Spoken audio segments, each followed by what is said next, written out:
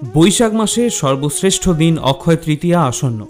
আগামী শুক্রবার 10ই মে 27শে বৈশাখ এই বছর অক্ষয় তৃতীয়া সম্পন্ন হতে চলেছে। আমরা প্রত্যেকেই এই দিনটির জন্য অধীর আগ্রহে অপেক্ষা করে থাকি। বন্ধুরা, এই অক্ষয় তৃতীয়া দিনটি আমাদের কাছে যথেষ্ট গুরুত্বপূর্ণ। শাস্ত্র অনুসারে কোনো ব্যক্তি এই দিনে যে কাজ করে থাকে সেটি অনন্তকালের জন্য অক্ষয় হয়ে যায়। আর সেই কারণেই বলা হয়ে থাকে, যদি কোনো শুভ কাজ আপনি করতে চান তাহলে এই অক্ষয় তৃতীয়ার দিন শুরু করুন।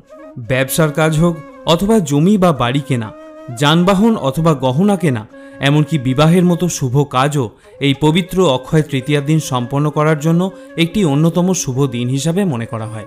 সংস্কৃতিতে অক্ষয় শব্দটি অসীম বা চিরন্তনকে বোঝায়।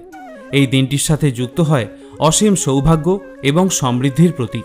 ব্যবসা শুরু করা, নতুন একটি চাকরি শুরু করা বা একটি নতুন বাসস্থানে স্থানান্তরিত হবার মতো নতুন উদ্যোগ শুরু করার জন্য এটি একটি উপযুক্ত সময় বলে মনে করা হয়। উপরন্তু আমাদের জীবনের অগ্রগতির সাথে সাথে এটি আমাদের প্রয়াত পূর্বপুরুষদের সম্মান ও স্মরণ করার অন্যতম দিন হিসাবে কাজ করে। অক্ষয় তৃতীয়া সারা ভারতে হিন্দু এবং জৈনদের দ্বারা উদযাপন করা অন্যতম শুভ উৎসব।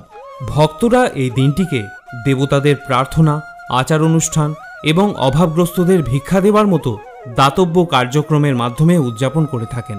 এমনকি এই দিনটিতে সোনার গয়না কেনা বা সোনায় বিনিয়োগের জন্য অত্যন্ত শুভ বলে গণ্য করা হয়।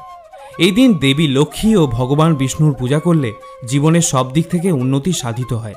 অক্ষয় তৃতীয়ার দিনটি কেন এত পবিত্র দিন হিসাবে গণ্য করা হয় তা ইতিপূর্বেই একটি ভিডিওর মাধ্যমে আপনাদের সামনে ব্যক্ত করেছি।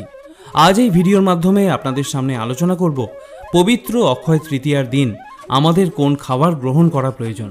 এছাড়াও আপনাদের বলবো এই দিন কোন কাজগুলি করা থেকে আমাদের বিরত থাকতে হবে এবং কোন কাজগুলি আমাদের অবশ্য কর্তব্য।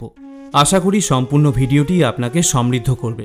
নমস্কার বন্ধুরা, সাহিত্যরস মোটিভেশনের আজকের একটি নতুন পর্বতে আপনাদের সবাইকে স্বাগত জানাই। ভারতীয় সংস্কৃতি, দেবদেবীর পূজা পদ্ধতি এবং শ্রীকৃষ্ণের বাণীর প্রচার আমাদের এই চ্যানেলের মূল বিষয়বস্তু। প্রিয় শ্রোতা বন্ধুরা, এই পবিত্র অক্ষয় তৃতীয়ার দিনটি আপনি পালন করুন অথবা নাই করুন, কিন্তু এই অক্ষয় তৃতীয়ার দিনে অবশ্যই এই খাবারটি গ্রহণ করার চেষ্টা করুন। এবং এর পাশাপাশি আরেকটি গুরুত্বপূর্ণ বিষয় নিয়ে আপনাদের সঙ্গে আলোচনা করব, তা হলো এই পবিত্র দিনে কোন দ্রব্যটি বাড়িতে আনা অত্যন্ত শুভ। বলা হয়ে থাকে যে এই দিন যদি আপনি বাড়ির বাইরে বের হন তাহলে কখনোই খালি হাতে বাড়িতে প্রবেশ করতে নেই। সম্ভব হলে সামান্য কোনো দ্রব্য, তা যদি খুব কম মূল্যেরও হয়, তা ক্রয় করে বাড়িতে নিয়ে আসা আবশ্যক।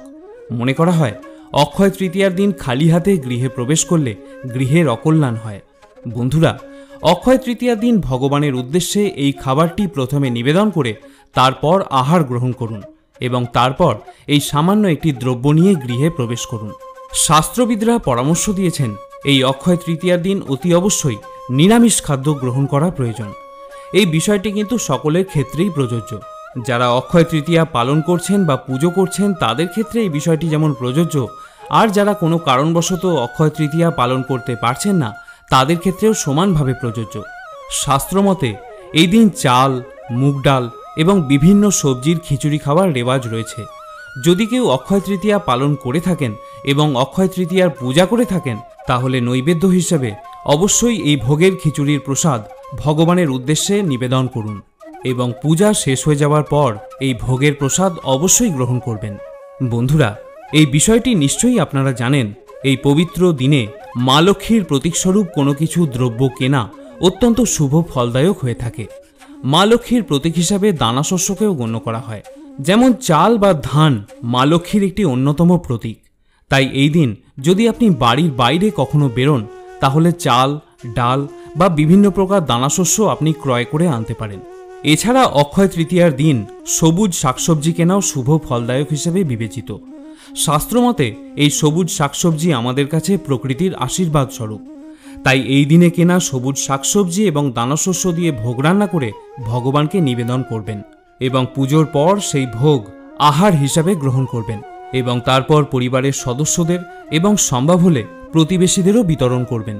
এখানে আপনাকে বলে রাখি, ভোগের রান্না করার সময় তাতে সামান্য পরিমাণে ঘি নিবেদন করতে ভুলবেন না। যে কোনো পবিত্র বা শুভ কাজে ঘি নিবেদন করা অত্যন্ত আবশ্যক। ভগবানের জন্য নিবেদিত এই ভোগের প্রসাদে যদি আপনি ঘি নিবেদন করেন তাহলে তা মানসিক এবং শারীরিক ক্ষতিকর উপাদানকে দূরে রাখতে সাহায্য করে। তাই এই দিনে বাড়িতে কিছু ঘি ক্রয় করে রাখুন এবং কিছুটা ঘি আলাদা করে সরিয়ে রেখে দিন। সেই ঘি দিয়ে ঠাকুরের সামনে একটি ঘিয়ের প্রদীপ প্রজ্বলন করুন। যে কোনো শুভ কাজে ঘিয়ের প্রদীপ প্রজ্বলন করাকে অত্যন্ত শুভ বলে মনে করা হয়।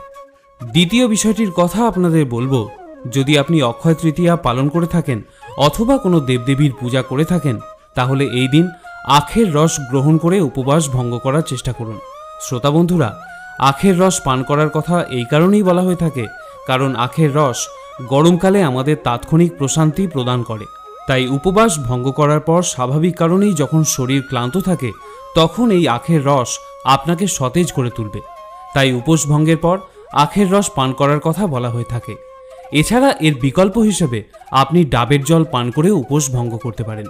বন্ধুরা, এর আগেই বলেছি এই অক্ষয় তৃতীয়ার দিন যে দ্রব্যটি কেনা সবথেকে বেশি শুভ বলে মনে করা হয় তা হলো সোনা বা রূপা ধাতু। কিন্তু এটা সত্য যে বহু মানুষের কাছে সোনা বা রূপা কেনার সামর্থ্য থাকে না। যদি সোনা বা রূপো নাও কিনতে পারেন তাহলে অন্য কোনো ধাতু দিয়ে তৈরি যে কোনো জিনিস আপনি এই দিনে অবশ্যই ক্রয় করার চেষ্টা করবেন।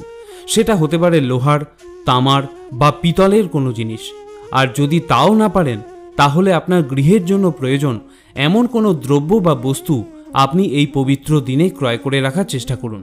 মনে রাখবেন, এই পবিত্র দিনে আপনি আপনার প্রয়োজনের জন্য যে জিনিসটি ক্রয় করছেন সেটি নিশ্চিত রূপেই ফলদায়ী হবেই হবে। তাই বিবেচনা করে যে কোনো একটি জিনিস এই দিনে অবশ্যই ক্রয় করার চেষ্টা করবেন। এই অক্ষয় তৃতীয়ার দিন আরও একটি গুরুত্বপূর্ণ কাজ আপনি করতে পারেন, তা হলো কাউকে কিছু দান করা। এই দিনে চেষ্টা করুন আপনার সামর্থ্য অনুযায়ী কোনো গরিব মানুষকে বা কোনো দুস্থ বা কোনো ভিখারিকে অন্ন দান করতে। যদি অন্ন দান করা সম্ভব না হয় তাহলে চেষ্টা করুন কিছু অর্থ দান করে তাকে সাহায্য করতে। মনে করা হয় অক্ষয় তৃতীয়ায় যে দান করা হয় তার ফল সারা জীবনের জন্য অক্ষয় হয়ে থাকে। এছাড়া আপনি এই দিন কোনো পশু পাখিকেও খাওয়াতে পারেন। আপনি ভগবানের জন্য যে খাবার তৈরি করেছেন বা আপনার নিজের জন্য যে খাবার তৈরি করেছেন তা থেকে সামান্য কিছু পরিমাণ দুস্থ মানুষ বা কোনো বাচ্চা বা পশু পাখিকে দান করুন। প্রিয় শ্রোতা বন্ধুরা, এবারে আমি আপনাদের বলবো যে এই অক্ষয় তৃতীয়ায় কিছু কাজ আছে যা শাস্ত্রমতে এই দিন করা উচিত নয়। কারণ এই কাজগুলি করার ফলে পরিবারের দারিদ্রতা দেখা যায়, পাশাপাশি লক্ষ্মী দেবী রুষ্ট হন। প্রথমত, অক্ষয় তৃতীয়ার দিন কারোর কাছ থেকে টাকা ধার নেওয়া উচিত নয়। নিজের সামর্থ্য অনুযায়ী উৎসব পালন করুন। এই দিন কারোর কাছে টাকা চেয়ে কেনাকাটা করবেন না। এর ফলে আর্থিক সমৃদ্ধির পরিবর্তে ভাগ্যে দারিদ্রতার অন্ধকার ছেয়ে যায়। দ্বিতীয়ত, অক্ষয় তৃতীয়ার দিন ভুলেও বাড়ির দরজা থেকে কোনো ক্ষুধার্তকে বা কোনো ভিখারিকে ফিরতে দেবেন না। কোনো ভিখারি অথবা গাভী বা অন্য যে কেউ এদিন বাড়ির দরজায় এসে উপস্থিত হলে তাদের অন্ন গ্রহণ না করিয়ে ফিরতে দেবেন না। মনে করা হয় অক্ষয় তৃতীয়ায় বাড়ি থেকে কোনো ক্ষুধার্ত ব্যক্তি ফিরে গেলে লক্ষ্মী দেবী অত্যন্ত রুষ্ট হয়ে থাকেন। দারিদ্রতা সেই পরিবারের পিছু কখনো ছাড়ে না। তৃতীয়ত, যারা পূজা করছেন তারা লক্ষ্মীনারায়ণকে নৈবেদ্য নিবেদন করার পরেই অন্ন জল গ্রহণ করবেন। পুজো ও ভোগ নিবেদনের পূর্বে অন্ন জল গ্রহণ করাকে শাস্ত্রমতে চৌর্যবৃত্তি বলে মনে করা হয়। চতুর্থত, অক্ষয় তৃতীয়ার দিন কাউকে কোনো কটু কথা বলবেন না। এই দিন দুর্ব্যবহার করার প্রবণতাকে এড়িয়ে চলা উচিত। এই দিন কাউকে কষ্ট দিলে সৎকর্মের পূর্ণ প্রভাব কমে আসে বলে মনে করা হয়। তাই অক্ষয় তৃতীয়ায় কাউকে অপমান করা উচিত নয়। এবং সর্বশেষ, এই তিথিতে কখনো আমিষ খাওয়া উচিত নয়। শাস্ত্রমতে এই দিন মাছ মাংস খেলে নবগ্রহ দুর্বল হয়ে পড়ে এবং ব্যক্তি পরিশ্রমের ফলাফল অর্জন করতে পারে না। লক্ষ্মীদেবী রুষ্ট হয়ে গৃহত্যাগ করে চলে যান। এই তিথিতে সাত্ত্বিক ভোজন করার পাশাপাশি ব্রহ্মচর্য পালন করা উচিত। আশা করি বন্ধুরা এই ভিডিওটি আপনাকে সমৃদ্ধ করতে পেরেছে। যদি ভিডিওটি ভালো লাগে তাহলে অবশ্যই একটি লাইক করবেন।